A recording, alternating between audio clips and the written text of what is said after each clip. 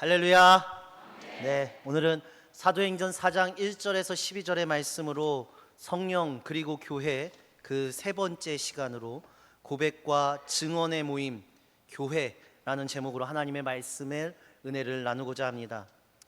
우리가 앞선 두 주간 동안 교회가 어떻게 시작되었고 형성되었고 교회라는 곳은 무슨 특징을 가지고 있는지에 대해서 앞선 두 주간 살펴보았습니다.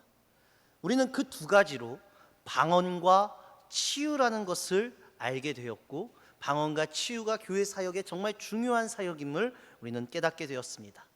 오늘은요, 고백과 증언이라는 면에서 함께 은혜 받고자 합니다. 오늘 말씀을 통해서, 오늘 본문을 통해서 우리가 알 수 있는 것은 교회라는 곳은 고백과 증언의 모임이자 공동체라는 것입니다. 오늘 본문은요, 이 교회가 형성되는 초기에 예루살렘에서 일어난 사건을 기록하고 있거든요. 여기서 교회가 어떤 분위기에서 시작됐고 탄생하게 되었고 또 그 당시의 사회 속에서 어떤 성격을 가진 것이 교회라는 공동체였는지를 우리는 오늘 말씀을 통해 살펴볼 수 있습니다. 오늘 본문을 보면은요, 이 베드로와 요한이 이 사람들에게 예수 그리스도의 복음을 전하고 있었어요. 이때 제사장들과 성전의 수의대장과 사두개파 사람들이 이 베드로와 요한에게 몰려오기 시작합니다. 이 지금 말씀드렸던 제사장과 성전의 수의대장과 사두개파 사람들은 당시 유대 사회, 그러니까 성경이 쓰여졌던 이 당시의 시대에서는 최고위층에 해당하는 사람들이에요. 그러니까 최고의 권력을 가진 사람들입니다. 자, 2절이 이렇게 증언합니다. 우리 2절 말씀, 본문 2절 말씀 우리 다 함께 읽어보도록 하겠습니다. 시작. 예수 안에 죽은 자의 부활이 있다고 백성을 가르치고 전함을 싫어하며 라고 얘기합니다. 자, 여기서 싫어하여 라는 말을요, 한글 성경에는 싫어하여라고 나오는데 개역개정에는 좀 이 헬라어 성경을 원어를 좀 직역해 보면은요, 격분하다, 불같이 화를 내다라는 뜻이에요. 이 사람들이요, 이 최고위층의 사람들이 격분을 했다는 거예요. 불같이 화를 냈다는 거예요. 왜 이 사람들이 불같이 화를 냈을까요? 그냥 싫어한 것은 피할 수도 있고 저 사람 싫어할 수 있는데 이들이 화를 낼 정도라는 거예요. 왜 화를 내었을까? 이것은 사도들이 예수님의 부활을 내세워서 죽은 사람들에 대한 부활이 있다고 선포했기 때문에, 그리고 그것을 가르쳤기 때문에 불같이 화를 냈다고 2절에서 말하고 있어요. 즉 죽은 자들이 예수님처럼 부활할 거라라는 것을 선포했기 때문에 화를 냈다고요, 최고위층이. 자, 그럼 한번 생각해 보시게요. 왜 죽은 자의 부활이 있다고 가르치고 고백하고 증언하고 선포하는 것이 이 당시의 사회 지도층들을 불같이 화내게 만들었냐는 거예요. 왜 격분하게 했을까요? 아니, 죽은 사람들이 부활한다, 죽은 사람들이 일어날 수 있다는 것이 왜 사회 고위층들에게 화날 일이라는 거예요. 왜냐하면 오늘 말씀에서 이야기하는 부활이라는 것은요, 단순히 죽은 사람이 생명을 얻는다라는 개념으로 끝나는 것이 아니라 이것을 뛰어넘어서 어떤 종교적 환상으로 이것을 이야기한 것이 아니라, 오늘 말씀에서 부활이라고 나오는 단어는 죽임을 당한 사람, 억울하게 죽은 사람, 자신의 뜻과 다르게 죽은 사람들을, 그들을 하나님께서 회복시키실 거라는 부활의 선포까지도 부활의 의미에 담겨져 있기 때문이에요. 그러니까 단순하게 수명이 다해서 죽은 사람들을 살아난다는 것이 아니라 억울한 사람, 고통받은 사람, 힘들고 지치고 정말로 어떠한 사람에게 폭력적으로 죽임을 당했던 사람들까지 하나님께서는 회복시키실 거라는 이 부활의 의미를 담고 있기 때문이에요. 따라서 부활을 이야기한다는 것은 오늘 성경의 부활의 이면에는 죽임을 당한, 억울하게 죽임을 당한 사람들의 모습과 그들을 죽였던 그 사람들에 대한 부활이라는 말의 메시지가 두 가지가 담겨 있어요. 이걸 보셔야 돼요. 우리는 그냥 단순하게 오늘 말씀을 보면서 죽은 자가 살아났다, 이 부활을 얘기하는 것이 아니라 억울하게 사람을 죽였던 사람들에 대한 메시지도 오늘 말씀은 담고 있다는 거예요. 자, 그렇다면 이 최고위층, 지도층의 사람들이 오늘 격분하고 있었던 이유는 베드로와 요한의 설교에 당시에 높은 지위층에서 살아가는 사람들에게는 그들을 비판하는, 그들이 불의한 살인을 했고 정의롭지 못한 행동을 저질렀다는 데는 비판의 내용이 설교에 담겨 있었기 때문이라는 거예요. 분명히 이 사람들은요, 불과 몇 달 전만 하더라도 예수님을 죽였듯이 다른 사람들 또한 자신의 입맛에 맞춰서 죽였던 사람들이라는 거예요. 그런데 베드로와 요한은 지금 그 사람들에게 뭐라고 얘기하냐면, 예수께서 부활하셨다는 것을 내세우면서 죽은 사람들도 이 예수님처럼 부활할 수 있다라고 선포하고 증언하고 있거든요. 지금 부활할 수 있다. 자, 예수님께서는 당시 사람들의 죄악으로 인해서, 우리들의 죄악으로 인해서 죽임을 당하셨습니다. 그런데 하나님께서 그 예수님을 다시 죽은 자 가운데서 살려내신 것이죠. 죽임을 당한 사람들 역시 이 예수님과 같이 하나님께서 살려내신다는 거예요. 이 선포를 하고 있어요. 이 말은 분명히 죄악된 세상의 질서, 죄악으로 치달을 수밖에 없는 세상에 대한 비판적인 메시지를 담고 있어요. 그러나 또 한편으로는 이 메시지는 무슨 말을 담고 있냐면, 지금 나의 삶이 힘들고 고통스러워서 죽음이라는 벼랑 끝에 몰려있는 사람들에게 하나님이 그들을 회복시키시겠다라는 희망의 약속의 말씀이시기도 한다는 거예요. 부활의 개념이 단순히 죽은 자가 아니라 지금 여러분들을, 지금 우리들, 그리고 지금 그 당시에 어려운 삶을 살아가는 자들에게 희망의 메시지를 지금 베드로는 선포하고 있다는 거예요. 제가 이번 성령과 교회 시리즈를 하면서 계속 강조하는 말인데요, 이 당시에 쓰여졌던, 이 말씀이 쓰여졌던 시대는 식민지의 시대입니다. 로마가 이스라엘의 식민지로서 삼고 있었을 시대예요. 이 식민지의 암담한 상황 속에서 사람들이 선택할 수 있는, 그 당시의 삶을 살아가는 사람들이 선택할 수 있는 삶의 방법은 그냥 되는 대로 사는 거지, 그냥 내게 주어진 대로 사는 거지, 그냥 살아가는 거지 라는 거예요.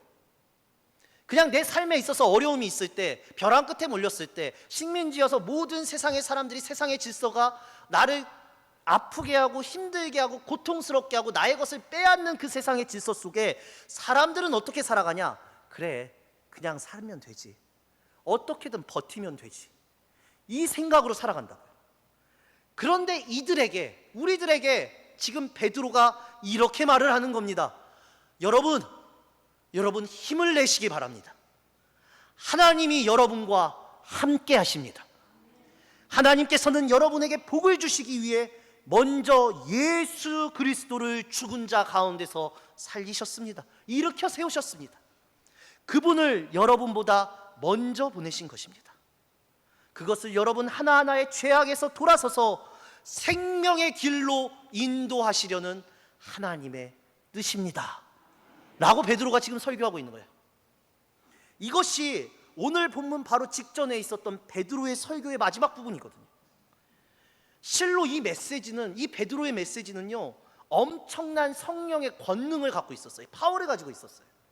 그래서 이 베드로의 두 번째 설교가 얼마나 능력이 있었냐면, 오늘 본문을 보면 성인 남자들의 숫자만 세었을 때 5,000명이나 되는 사람들이 이 베드로의 설교를 듣고 감동해서 회개를 했다고 얘기해요. 사도행전을 우리가 처음 부분을 깊게 보시면 점점점 교회가 탄생하는 그 과정 속에 그 믿음이 어떻게 자라나는지를 성경은 분명히 말합니다.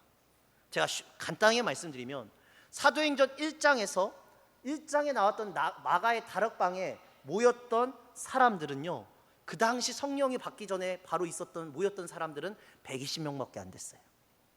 120명밖에 안 되는 사람들이었어요. 그런데 베드로의 첫 번째 설교, 그 베드로가 성령을 받고 첫 번째 한 설교를 듣고 회개한 사람이 3,000명이 되었고, 베드로의 성령 충만한 두 번째 설교를 듣고 회개한 사람은 오늘 5,000명이 넘는 사람들이 부활의 예수님을 믿기 시작했다는 거예요. 이렇게 많은 사람들이 사도들의 메시지를 듣고 자신들의 삶을 회개하고, 내가 이렇게 살아서는 결코 안 되겠구나, 이런 마음들이 들기 시작하니까 놀랍게도 그런 회개의 역사를 보면서 다른 한편에 이러한 사람들도 생겨났다는 걸 우리가 명심해야 돼요. 그 회개하는 사람들을 보며 화를 내고 분노하는 사람들의 대척점에 있는 사람들도 생겨났다는 것입니다. 이 사람들은요, 당시에 그 사회가 주고 있는 질서, 즉 자기의 권력, 자기의 부, 자기의 영향력, 자신이라는 그 모든 것들이 계속되길 원했던 사람들이에요. 그러니까 내가 법이고 내가 질서고 내 말이 결국엔 법이야 라고 생각하는 사람들이 이런 예수님의 성령 충만함의 대척점에 섰다고요. 그러면서 성령 충만한 사람들에게 화를 내기 시작해요. 그들이 베드로와 요한을 붙잡아 가두어 두고 그 이튿날, 다 이틀이 되어서 그들과 함께한 사람들에게 총동원령을 내어서 모아버려요. 한 자리에 모으게 한다고요. 화를 냈던 그 당시의 세상의 질서를 주관하는 사람들이. 그런데 중요한 건 뭐냐면요, 그 사도들이 모였던 자리가요, 기가 막히게 그 자리는 불과 몇 달 전에 예수님을 잡아서 예수님을 신문하고 예수님한테 형식적인 재판을 해서 로마 총독에게 내어줬던 자리가 바로 그 자리예요. 오늘 말씀의 자리예요. 그러니까 즉 예수님을 죽음에 이르게 했던 자리에 사도들을 다시 모았다고요. 그 사람들이.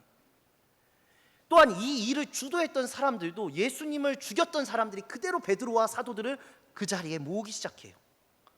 그래서 이 상황을 오늘 사도행전은 일부러 자세하게, 매우 자세하게 기록하고 있는 거예요.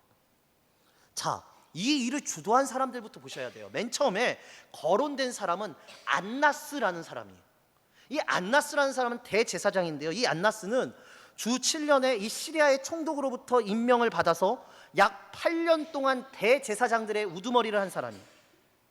그런데 이 기간 동안 이 안나스라는 사람이 어떤 일을 했는지 보면, 열매를 보면 먼저 자기의 5 아들을 다 대제사장으로 임명해요.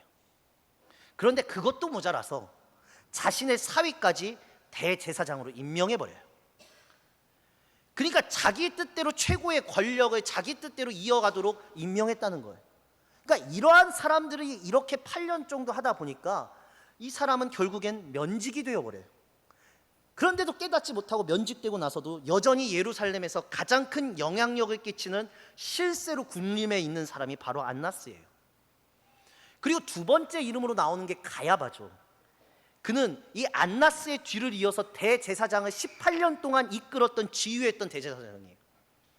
그런데 중요한 게 뭔지 아세요? 이 가야바는요, 아까 말씀드렸던 안나스의 사위예요, 사위. 이 사람은요, 음모가예요, 음모가. 음모론으로 사람들에게 추앙을 받는 사람이에요. 요한복음 11장에 보면 예수님을 죽이려고 모의할 때 가야바가 이렇게 음모를 펼치거든요. 그러면서 사람들을 회유하는 음모가예요. 한번 보세요. 요한복음 11장 49절에서 52절입니다. 한번 우리 다 같이 읽겠습니다. 시작. 그 중에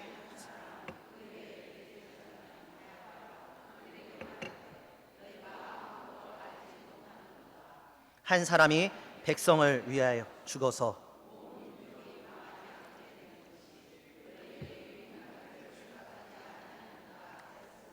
이 말은 스스로 함이 아니요 그 해의 대제사장이므로 예수께서 그 민족을 위하시고 또 그 민족만 위할 뿐 아니라 흩어진 하나님의 자녀를 모아 하나가 되게 하기 위하여 죽으실 것을 미리 말함이로라. 아멘. 자, 한 사람을 죽여서 많은 민족이 망하게 되지 않으니, 그러니 예수를 죽이는 것이 유익하다라고 음모론을 펼쳤던 사람이 바로 가야바예요. 가야바. 그가 직접 예수님을 신문했고 로마 총독에게 데려가기 전까지 이 가야바는 모든 회의의 주관자였어요. 오늘 본문은 이 둘만이 아니라 대제사장의 가문에 속한 모든 사람들이 모였다고 얘기해요. 이게 어떤 사람들이냐면 이 당시에 사회를, 이 세상에 그 이스라엘에서 제일 힘이 세고 권력이 있었던 데는 제가 예전에도 한번 말씀드렸지만 약 70여 명으로 구성된 사내들인 공의회라는 곳이에요. 기억하시면 좋습니다. 그 사내들인 공의회에서 이 나라의 모든 문제를 유대인들이, 권력자들이 서로 회의했는데 그 회원들이 모인 거예요. 이들이 모여서 지금 베드로와 요한을 신문하고 있어요. 이때의 분위기는 매우 위압적이고 베드로와 요한은 아마 그랬을 거예요. 몇 달 전에 이곳에서 예수님이 죽으신 걸 알아요. 이것으로 심판을 받은 것도 알아요. 그 자리에 끌려와서 재판을 똑같이 받고 있으니 베드로와 요한은 자신들의 미래가 아마 죽음으로 향하게 될 것이다 알고 있었을 거예요. 그때에 사두개인들이, 대제사장들이 이렇게 베드로와 요한에게 질문하죠. 그대들은 도대체 무슨 권세와 누구의 이름으로 이런 일들을 하냐? 이 질문이 중요한 건 뭐냐면, 성령이 충만한 베드로가 한 설교와 이적들이 진짜 순수하게 궁금해서 한 질문이 아니라 베드로와 요한에게 지금 겁박하고 있는 거거든요. 협박하고 있는 거예요. 너희들이 계속해서 이러한 일들을 행한다면 너희의 선생인 예수가 당하셨던 것처럼 너희도 똑같이 죽임이 당하게 될 것이다 라는 협박의 말이 이 말이거든요. 사람들에게 분란이 될 만한 행동을 너희가 지금 하지 말라는 거예요. 베드로와 요한에게 그렇게 경고합니다. 그런 공포는 당시에 가진 자들, 당시의 권력자들이 줄 수 있었던 당연한 거였어요. 그래서 사도들은 아마 느꼈을 거예요. 이들이 우리를 또 죽이겠구나. 그런데 성령에 충만한 사도들이 그 자리에서, 그 공포스러운 자리에서 했던 선택을 한번 보시라고요, 여러분. 일반적으로 공포가 예견되고 죽음이 예견되는 그 상황 속에서 일반적인 사람들은 총 4가지의 선택을 합니다. 첫 번째는 그 공포를 만들어내는, 그 죽음과 고통을 만들어내는 분위기 속에서 그 분위기에 그냥 순응하면서, 순종하면서 그 안으로 들어가 버리는 것입니다. 왜냐? 내가 그 폭력을 당하는 대상이 되지 않기 위해서. 그래서 폭력을 행하는 세상과 세력과 가담하여서 같이 폭력을 행사하는 거예요. 그것은 오히려 똑똑한 사람들, 자신의 의지와 자신의 지식이 연결되어 있는 사람들은 이러한 선택을 합니다. 제가 한 예로 들을게요. 예수님의 제자들 중에 바로 가룟 유다가 이 선택을 하죠. 두 번째 선택, 사람들의 선택은 뭐냐면 폭력적이고 공포적인 이러한 지금의 세상은 불의하다고 말하면서 그 폭력에 맞서기 위하여 자기가 가지고 있는 힘으로 폭력적으로 대응하는 것입니다. 로마의 식민지에서 폭력혁명을 이루었던 당시 성서시대의 젤로 땅이라는 당이 있어요. 그냥 기억만 해두시면 돼요. 이 젤로 땅이 바로 이런 선택을 했거든요. 로마의 폭력에 우리도 거룩한 폭력으로 맞서겠다. 예수님의 제자들 중에서도 열심당원이라고 불렸던 시몬이 바로 이런 사람이었어요. 그런데 예수님은요, 이 방법을 선택하지 않으셨어요. 폭력을 폭력으로 이기지 않으셨다고요. 힘을 힘으로 이기지 않으셨어요. 예수님은 그것이 하나님 나라의 길이 아님을 누구보다도 잘 알고 계셨고, 폭력을 정당화하는 어떠한 행위는 폭력의 악순환을 끊을 수 없음을 예수님은 알고 계셨어요. 그래서 예수님은 그 선택을 하지 않으셨어요. 그리고 대체적으로 사람들은 세 번째 선택을 하죠. 세 번째는 그 폭력적이고 공포되는 상황에 자기는 도망치는 거예요. 피해버리는 거예요. 그 폭력에서 자기가 빠져나가기 위해서 온갖 노력을 하죠. 피해버리기 위해서. 쉽게 말하면 도피자들이에요. 그들은 폭력에 순응하지도 대항하지도 않습니다. 그저 폭력적인 세력과 무관한 듯이 나는 저 사람들과 관련 없고 나는 그냥 내 삶을 살아, 이러한 사람들이에요. 그런데 이렇게 우리가 그 폭력적인 그런 고통적인 상황을 벗어난다고 해서 이 폭력의 상황이 연결고리가 끊어지지 않아요. 내가 피했다고 해서 아픔과 고통과 죄악과 폭력은 끊어지는 것이 아니라고요, 여러분. 난 단순하게 죄 짓는 현장에 있지 않았어. 그러니 내가 죄인이 아니야. 이 생각은 틀린 거라고요. 근데 대부분의 사람이 이렇게 생각해요. 이러한 선택을 우리는 하는 것은 왜 그러냐면 우리에게 용기와 양심이 없기 때문이에요. 주님이 주시는 용기와 양심. 예수님이 잡혀가시던 밤에 가야바의 집에서 예수님을 3번씩 부인했던 베드로와 같은 모습들을 우리는 다 선택해요. 베드로가 그랬거든요. 피했습니다. 도망갔습니다. 그런데 앞선 3가지의 사람의 선택과 다른 예수님의 길이 있어요. 그것이 성경이 말하는 진짜 그 길, 성령의 충만함으로만 걸어갈 수 있는, 인도해 주시는, 성령님이 인도해 주시는 걸어가는 그 길이 있습니다. 4번째 길. 그 길은 하나님 나라의 가치를 창조하는 창조자로서의 길입니다. 폭력적인 세상과 문화와 폭력적인 질서를 뒤바꾸려고 하는 하나님의 위대하고 원대한 꿈, 거기서부터 희망을 추출해낼 수 있는, 희망을 가질 수 있는 그 길, 그 길을 걷기를 원하신다는 거예요. 우리 신앙에 있어서 가장 큰 것, 예수님이 전하셨던 그 첫 번째 메시지, 핵심 메시지가 하나님 나라가 가까이 왔다예요. 하나님 나라의 비전이 만들어내는 생명과 평화와 정의의 길을 걷겠다라는 그 감동, 성령의 감동으로 걸어가는 그 길을 말하는 것입니다. 오순절 아침에 성령의 임재를 받은 베드로가 한 선택은 바로 이 네 번째 길이었습니다. 교회가 한 선택, 당시에 베드로와 교회가 했던 선택이 바로 이 네 번째 길을 걸어가는 거였어요. 베드로가 성령에 충만해서 새로운 삶의 길을 살아가기 시작했는데, 그가 오순절날 첫 번째 받은 성령을 받고 첫 번째 한 설교에서 예언자들의 이야기를 했죠. 사람들에게 이렇게 선포했죠. 하나님은 당신의 영을 모든 사람들에게, 우리들에게 부어주신다고 약속하셨습니다. 하나님의 영이 함께 하신다면, 즉 성령이 충만하다면, 즉 성령이 함께 한다면 아들과 딸들이 예언을 하고 우리의 젊은이들은 환상을 보고 나이 든 사람들마저도 꿈을 꾸게 될 것입니다. 해가 어두워지고 달이 피가 되더라도 하나님의 이름을 부르는 사람은 구원을 받게 될 것입니다. 그러지고 이어지는 두 번째 설교에서 베드로가 모세의 이야기를 전달해요. 하나님은 예언자 한 분을 여러분들에게 세우시기로 약속하셨고 실행하셨습니다. 바로 이 메시지를 선포하면서 수많은 사람들이, 아니 세상의 모든 사람들이 생명의 근원이 되는 예수 그리스도를 따르지 않고 도리어 살인자를 선택했다고 이야기하죠. 이 준엄한 꾸짖음을 성령 충만한 베드로가 한 거예요. 오늘 설교, 이 베드로의 설교들 보면 시편 118편에 나와 있는 하나님의 말씀을 인용한 겁니다.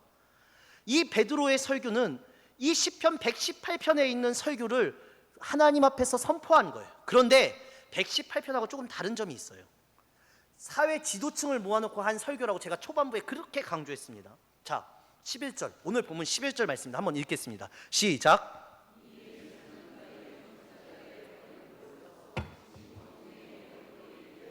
아멘. 우리가 너무 잘 아는 말씀이죠. 근데 사실 이 안에 엄청난 게 숨겨져 있거든요. 자, 이거는 시편 원래 예언하고 비교해 봐야 돼요. 시편 118편 22절입니다. 이 원래 예언입니다. 우리 다 함께 읽겠습니다. 시작. 건축자가 버린 돌이, 아멘. 자, 보십시오. 본문 11절하고 비교해 보면 다른 게 있어요. 다른 게 뭐냐면 너희가 들어가 있어요. 너희. 너희라는 단어를 베드로는 일부러 넣었습니다.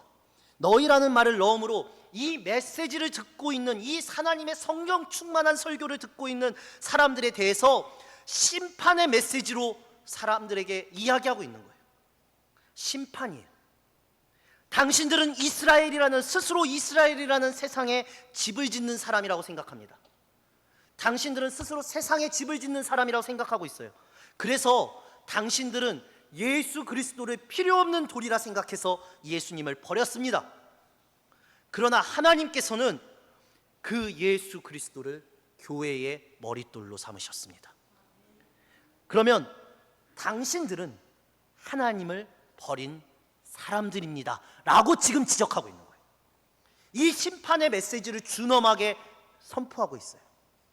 이 말에 베드로가 예수님을 처형하기 전에, 예수님이 처형당하기 직전에 있었던 신문당에 있었던 그 자리에서 베드로가 담대히 하고 있다는 게 정말 놀라운 사실입니다. 여러분, 제가 강조하지 않습니까?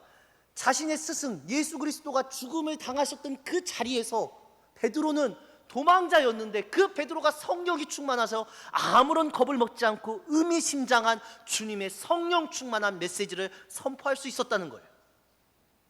이 담대함이 성령 충만한 자들에게 있어요. 베드로는요 끌려왔습니다. 그러나 당당합니다. 신문하는 자들이 베드로한테 이렇게 묻죠. 도대체 당신이 무슨 힘으로, 도대체 베드로 네가 무슨 권세로 나를 지금 나의 이런 일들을 행하느냐 라고 물을 때 베드로는 담대하게 이렇게 선포하고 이렇게 증언한다는 거예요. 백성의 지도자여, 장로와 여러분, 오늘 이렇게 내가 신문받는 이유가 도대체 무엇입니까? 내가 도대체 무슨 죄를 지었기에 여러분들이 나를 신문한단 말입니까? 그것이 병자들을 고친 선한 일을 했기 때문입니까? 그렇기 때문에 이 놀라운 일의 힘을 누구의 힘으로 되었는지 여러분들은 그것이 궁금한 것입니까? 지금 베드로는 자신을 이렇게 변호해요. 그리고 이어지는 베드로의 설교를 여러분 깊게 보셔야 돼요.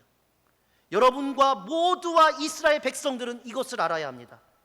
성전문 앞에서 구걸하던 안진뱅이가 이 사람이 성한 몸으로 지금 여러분들 앞에 서게 된 것은 여러분이 십자가에 못 박아 죽였지만 하나님이 그 죽은 자들 가운데서 살려내신 나사렛 예수 그리스도의 이름에 힘입어서 일어서게 된 것입니다.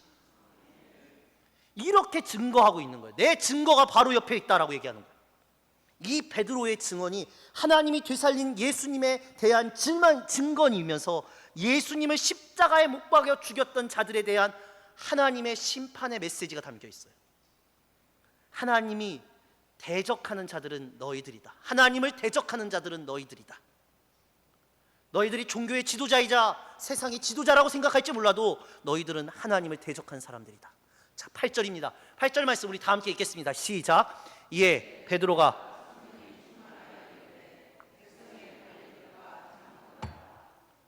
오직 베드로가 이 말을 담대하게 할 수 있었던 이유는 성경은 딱 하나만 얘기해요. 뭐라고 합니까? 성령이 충만하여.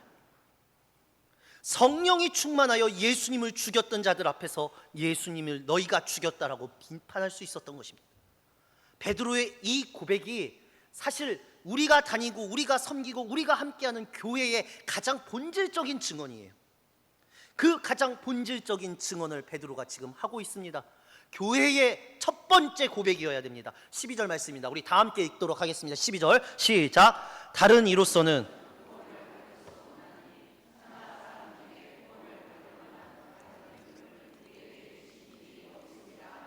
아멘. 자, 우리가 복음을 전할 때 또 우리가 신앙을 키워 오실 때에 믿음을 간직한다고 말할 때에 지켜야 하는 진리가 딱 하나의 진정한 진리가 여기 있어요.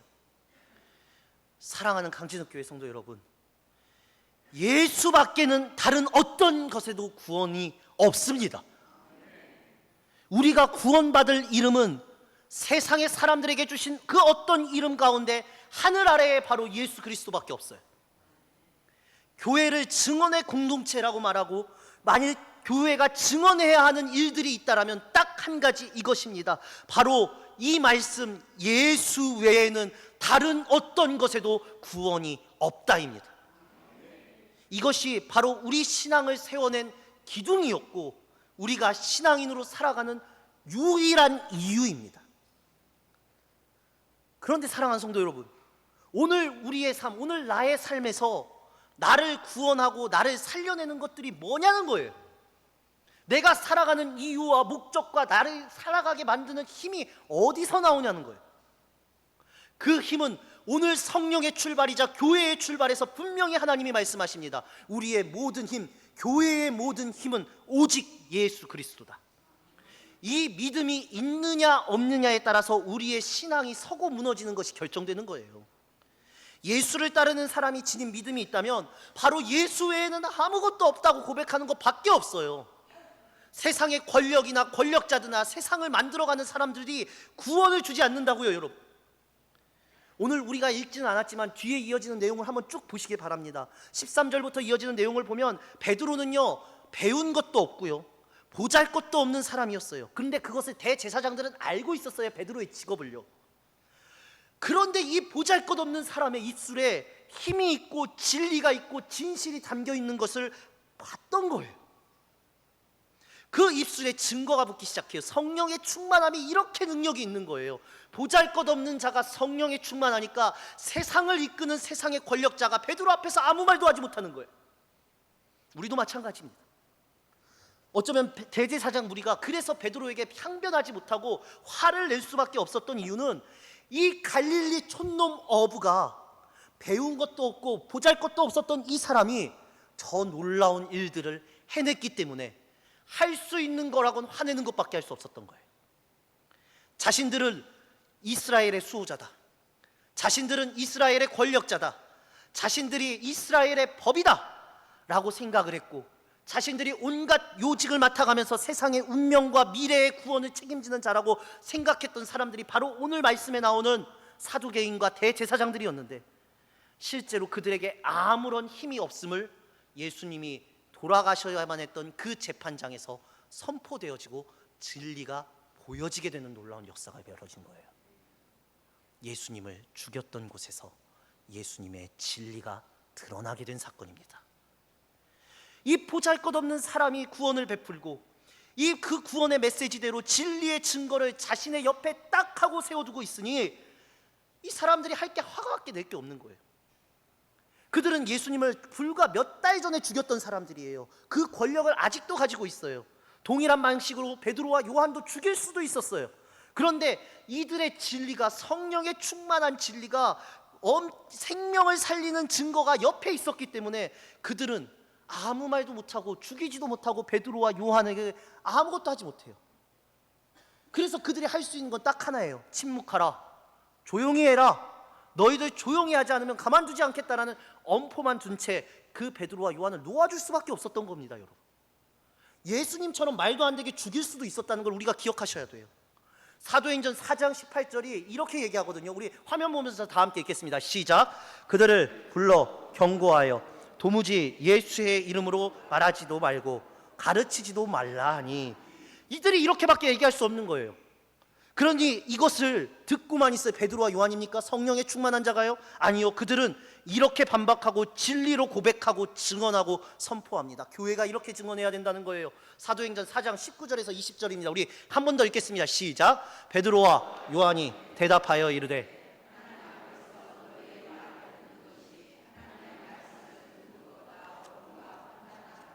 우리는 보고 들은 것을 말하지 아니할 수 없다 하니. 아멘. 여러분, 얼마나 당당합니까? 이 당당함이 오늘 성령의 충만함을 갈망하시는 여러분들에게 있으시기를 간절히 소망합니다. 하나님의 말씀을 듣는 것과 세상의 말을 듣는 것, 그것이 하나님의 보시기에 무엇이 옳은지를 판단해 보라는 거예요. 바로 여기에서 우리 성도가 갖는 자긍심이 있어야 되고 긍지가 있으셔야 돼요. 다른 것들에 긍지 갖지 마세요. 하나님의 말씀을 들었다는 것에 대한 긍지를 가지셔야 된다고요. 그게 성령의 충만함이니까요. 풀려난 베드로와 요한이요, 사람들에게, 사도들에게 자신들이 겪은 일들을 이야기해 줍니다. 그래서 오늘 읽지는 않았지만 4장 마지막에 보면 그들이 한, 성령에 충만한 사람들이 한 것은 부르짖음의 기도였어요. 4장 29절에서 30절이 부르짖으면서 하나님 앞에 기도를 하는데요, 이렇게 기도하는 거예요. 주여, 이제 그들의 위협을 주님께서 내려다보시고 주님의 종들이 참으로 담대하게 주님의 말씀을 증언하고 선포할 수 있게 하여 주시옵소서. 그리고 주님께서 능력의 손을 펼치셔서 병을 낫게 해주시고 주님의 거룩한 종 예수 그리스도의 이름으로 기적과 주님의 선포가 일어나게 하여 주시옵소서. 이게 그들의 기도였어요. 성령 충만한 자들의 기도요. 여러분, 구원의 길을 오직 예수 그리스도로 보는 사람들은 이러한 기도를 올려드릴 수 있어야 돼요. 고백과 증언의 모임으로 교회가 무엇을 증언했습니까? 여러분, 오늘 말씀을 통해서 우리가 큰 도전을 받아야 됩니다. 우리 교회가 큰 도전을 받기를 원합니다. 이 증언이 무엇이었냐? 하나로 요약하면 오직 그리스도, 예수 그리스도에게만 구원이 있다라는 것이에요. 거꾸로 말해서 예수 외엔 그 어떤 것에도 구원은 없습니다. 여러분, 왜 예수님에게만 구원이 있다고 교회가 얘기합니까?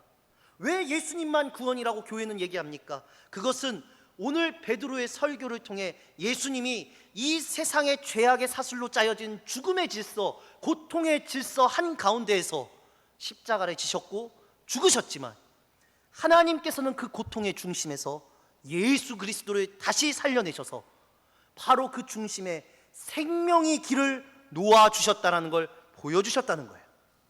우린 그걸 증언하는 사람들이에요. 그걸 고백하는 게 우리 교회여야 돼요. 부활하신 예수가 그래서 진리인 겁니다. 여러분, 예수님이 부활하셨기 때문에. 그런데 이 대척점에 있는 사람들도 있다는 걸 우리가 잊지 않으셔야 돼요. 2절에 보면 사두개인들이에요. 사두개인들이란 이 대제사장들의 그룹들이에요. 독특한 가족과 혈연관계로 묶여있는 사람들이에요. 그들은 부활을 믿지 않는 사람들이었거든요. 왜냐? 지금의 질서가 자기의 권력으로 이 세상을 주무를 수가 있으니까 이 질서가 하나님의 뜻이다라고 사람들에게 얘기했거든요. 고통받는 게 하나님의 뜻이에요? 아픈 것이 하나님의 뜻이에요. 착취당하는 것이 하나님의 뜻이에요. 그들은 이 질서가 계속되기를 원하니까요. 그러나 이 질서에서 죽임당했던 사람들에게 그 사람들이 부활한다라는 오늘 성령의 이 외침은 자신들의 권력과 반대되는 강력한 힘이 있다고 하는 선포기 때문에 이들은 진리의 대척점에 쓴 거예요. 가난한 사람, 버림받는 사람이 넘쳐나는 이 세상입니다. 우리의 세상도 마찬가지입니다. 그 세상을 사두개인들은 이것이 하나님의 뜻이다라고 선포했어요. 그러나 이것은 현실이 아닙니다. 하나님의 뜻은 이곳에 있지 않습니다. 사두개인들은 그래서 권력에 협조합니다. 로마에 협조하거든요. 이러한 사두개인들은 지금의 우리의 시대에도 있습니다. 여러분들을 대척점에 서게 만드는 사람들이 당연히 있어요. 그런 영향력들이 있어요. 이것에 순응해. 지금 여러분들의 삶에 순응해. 고통과 착취가 당연한 거야. 너희들의 그 질서를 유지해야 돼. 이러한 사두개인들의 대척점에 있는 목소리에 여러분들 귀를 기울이지 마시라는 거예요. 세상은 우리를 그쪽으로 계속 이끌어요. 그러나 우리가 하나님의 성령의 생명의 희망을 얻기 위해선 이 사람들과 대척점에 서서 그리스도의 부활을 증언하고 선포하고 고백해야 된다는 것입니다. 여러분들, 이 성령에 충만한 베드로가 이 놀라운 고백과 이 증언을 왜 지금의 사회에서 계속돼서 이야기하는가? 지금의 우리 그 당시도 마찬가지지만 지금의 우리의 교회에도 이 예수 그리스도만이 유일한 구원이다라는 당연한 진리가 선포되지 않기 때문이에요. 오늘 베드로가 한 말을 가지고 우리는 그냥 가볍게 생각해요. 여러분, 지금 베드로가에게 누구에게 그 말을 하고 있는지 보시기 바랍니다. 베드로는 너희한테 하고 있어요. 너희 기득권, 가진 것들이 많고 부를 가진 자들에게 베드로는 분명히 질책합니다. 이 증언은 이 질책 하나만으로 자신이 죽을 수 있는 위험을 자초하는 거였고, 이것은 성령이 충만하지 않고서는 절대 말할 수 없는 말이에요. 그런데 베드로는 성령이 충만해서 이 증언을 해요. 진실한 증언을 해요. 진리를 말해요.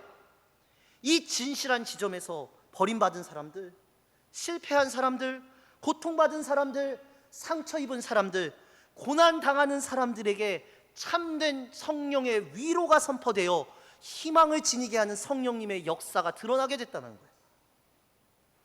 여러분, 이 베드로의 메시지가 오늘 여러분들에게도 진리이십니까? 예수 그리스도 한 분만으로 우리는 구원받는다는 이 진리의 믿음의 고백이 여러분들 안에도 있으십니까? 우리가 살아가면서 우리를 행복하게 만들어주는 게 너무나 많습니다. 그런데 우리가 지금 이 시간 다시 한번 떠올려야 될 것은, 우리는 이러한 삶에 세상이 주는 행복을 쫓는 사람들이 아니라 신앙의 기쁨, 신앙의 진정한 행복을 아는 사람들이라는 거예요. 예수님과의 깊은 교제를 통해서만 만들어지고 얻을 수 있는 이 기쁨, 신앙인은 예수님과 깊은 사귐 가운데 느껴지는 감동과 느낌, 그것으로 인해서 이 삶이 주지 못하는 어떠한 것도 바꿀 수 없는 참된 가치를 가지고 살아가는 게 바로 우리들 신앙인들이라는 거예요. 그런데 우리 삶에서 얻을 수 있는 세상의 기쁨하고 우리 신앙의 속에서 예수님과 나누는 교제 가운데 우리는 자꾸 갈등해요. 세상에 가진 것, 세상의 것들, 세상에서 내가 얻을 수 있는 기쁨의 것들, 나의 가족이나 형제나 사업을 통해서 얻을 수 있는 것들, 그것의 성공이 하나님을 이겨내는, 예수 그리스도를 이겨내는 기쁨으로 다가온다는 거예요. 여러분, 이 두 가지는 결코 합쳐질 수 없습니다. 우리가 가족이나 친구나 직장이나 사업에서 성취로 행복을 느끼는데, 이 성취는 오히려 예수님과의 만남을 멀게 만들어요. 약하게 만들어요. 오히려 우리의 실패와 성공을 넘어서는 예수님과의 진정한 교제가 이 삶의 담대함의 성령의 능력을 우리에게 주신다는 걸 잊지 마시기 바랍니다. 오늘 이 베드로의 외침이 여러분들에게 정말 큰 반향으로 다가오시길 소망합니다. 여러분들 안에 예수 그리스도의 그 기쁨이, 행복이, 진정한 주님을 향한 믿음이 있으십니까? 예수 그리스도만이 오직 우리의 구세주이십니다. 바로 이 진실을 우리의 내면의 영혼이 갈망하기 때문에 우리는 이것을 쫓을 수밖에 없어요. 참된 생명의 길이 그리스도임을요. 교회는 무엇을 증언하고 고백하는 곳입니까? 그리스도에게 있는 이 참된 생명의 길, 이것을 증언하는 것이 교회여야 됩니다. 사랑하는 성도 여러분, 이 지난 송구영신 예배를 혹시 기억하십니까? 예배의 맨 마지막 시간, 첫 해를 맞이하는 2023년을 맞이하는 첫 예배의 맨 마지막 맨 시간에 제가 했던 유일한 특별한 순서가 있었습니다. 그게 뭐냐? 바로 교인 전체가, 우리 교회가 고백하며 증언하며 선포하는 순서였습니다. 삶의 여러 가지의 문제와 우리의 고백들 가운데 우리 강진욱교회 모든 성도들이 외친 단 하나의 진리 기억하십니까? 예수 그리스도였습니다. 다른 것들 얘기하지 않았습니다. 오로지 예수 그리스도를 선포했습니다. 우리 교회는 이 새해의 첫 출발을 예수 그리스도로 선포했습니다. 예수 그리스도가 유일한 답이고 여기에 모인 우리들이 주님의 성령의 은총을 받은 자들임을 우리가 그때 모든 손을 잡고 고백했었습니다. 그리고 그 외침 후 반년이 지났습니다. 여러분들은 그 외침대로, 그 고백대로, 그 증언대로 지금 교회의 사명을 감당하고 계십니까? 오직 예수 그리스도만으로 나에게 기쁨이, 참된 기쁨이 찾아오고 있다고 여러분들은 기쁨으로 고백하실 수 있으십니까? 성령 강림절을 맞아 성령께서 우리 마음을 감동시켜 주셔서 우리 마음속에 참된 생명의 길이 이 시간 뚜렷하게 보여지기를 주님의 이름으로 간절히 소망합니다. 이 진리 놓치지 마세요. 이 진리로 살아가시면 됩니다. 이 진리가 우리를 살리고 이 진리가 우리에게 희망으로 임재할 것입니다. 예수님이 걸으셨던 이 생명의 길을 사모하는 우리의 믿음이 마음속에 깊이 자리 잡는 오늘 이 시간이 되시길 바랍니다. 그저 돌아가는 예배가 아니라 성령의 뜨거움을 경험하는 예배가 되시고 우리 교회가 이 성령의 충만함으로 오직 예수 그리스도만 증언하고 고백하는 주님의 공동체가 되기를 간절히 소망합니다. 기도하시겠습니다.